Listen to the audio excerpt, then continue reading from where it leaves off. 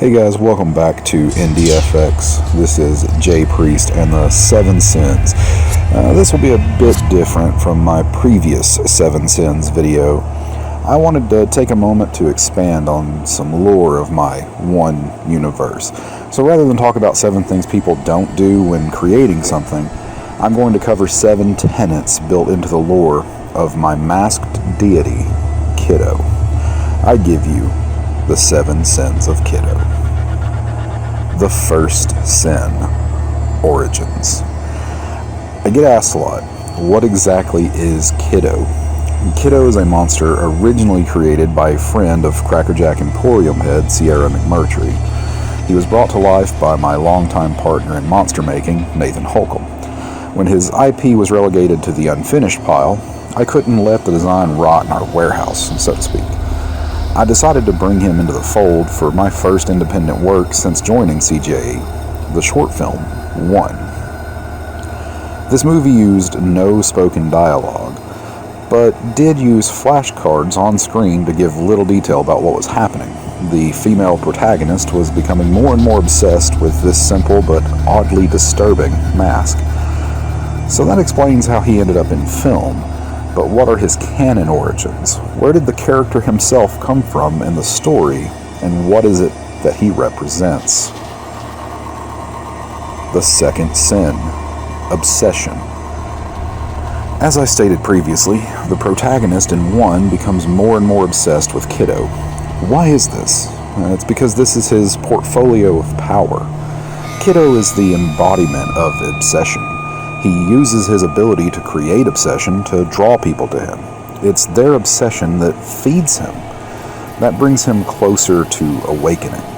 No one knows what will happen once Kiddo awakens. After all, it's not for our tiny mortal brains to understand the desires of the gods. We do know that there is a cult hell-bent on bringing about his awakening, and their methods certainly seem nefarious. But do they have even a modicum of knowledge of what the awakening would actually bring? The third sin, the cult of Kiddo. Speaking of the cult, let's examine what we know about them. They use a mask, possibly even the mask, of Kiddo to attract women and bring out obsession within them. From the unknown protagonist of One to Regan in the last illustration, they seem to prey on women who are vulnerable to this form of obsession. We hear known cult member Oliver Kane talk about the bonding. We also see that when the unknown protagonist is the most obsessed with Kiddo, she cuts her own face off and dons a mask of blank facial features and crying blood. When Regan is the most obsessed, Oliver seems to cut her face off and place the same mask on her. This seems to warrant him some form of control over her. But what happened to the unknown protagonist? And why is the cult out to create some female slasher movie monster?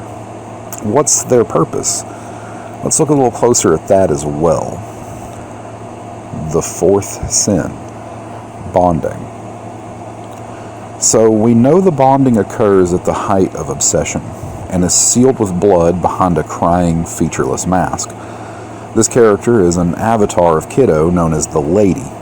The Lady is somehow connected to Kiddo, but that hasn't been made clear as to how. What is known, as previously stated, is that this seems to give the cult control over the avatar. Oliver commands her to kill Dirk, and she does so without hesitation. When commanded to hand over the murder weapon, she does so and then embraces Oliver in a disturbing kiss. How could the cult command the avatar of a god? How is it that lowly humans have come to the knowledge of control over such overwhelming force? What degree of power, if any, does the bonding supply for the newly bonded? The answer to some of this can be found if you look hard enough. The fifth sin, Mother. Mother is a character who we never see, but Oliver talks to an unheard voice that he refers to by this name. Mother can also be heard speaking to Regan in a clip of her stripping from her clothes, whispering, "Do what must be done, my daughter." "I'll keep you safe, I'll protect you." It's left intentionally hard to hear, but some highly observant viewers definitely heard it. Those who missed it have posed the thought that Mother is in Oliver's head since we never hear her voice speaking with him. It's a good theory, but it's incorrect. Mother is the second god revealed in the One Pantheon, but her powers and motives have yet to be revealed. What is clear from her speaking with at least two characters is that she is awakened, or at least closer to awakening than Kiddo. While her exact motives may be as yet unknown, they don't seem to be malevolent on the surface. She says she will protect Regan, and seems to be able to hold back the blind ambitions of Oliver. But what is her goal? And what is her connection to Kiddo? The sixth sin, violence. While budgetary restraints kept us from producing the level of violence that we wanted to depict, this is a horror franchise after all, there are implications that Kiddo seems connected with a number of violent activities.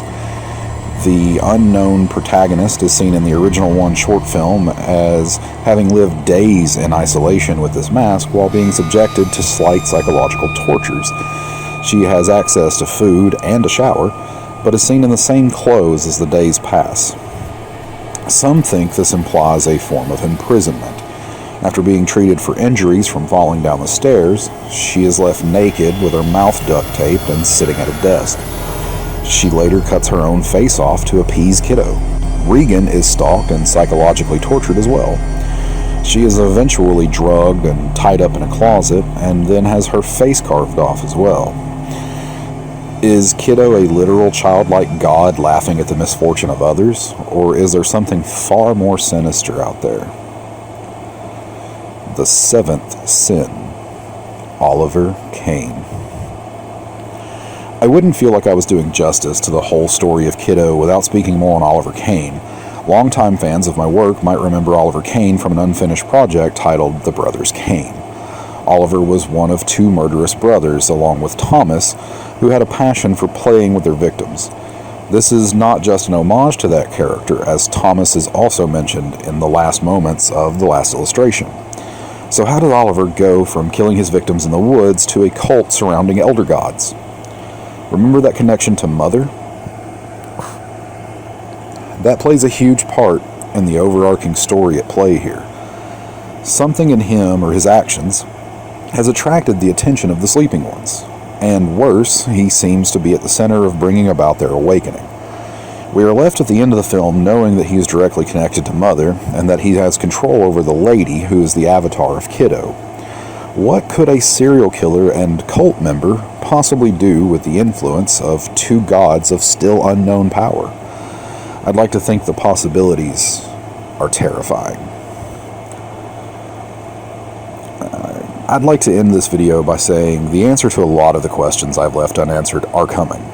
I'm currently working on getting the next film out, as well as a public version of the last illustration that'll be ready and available right here on YouTube.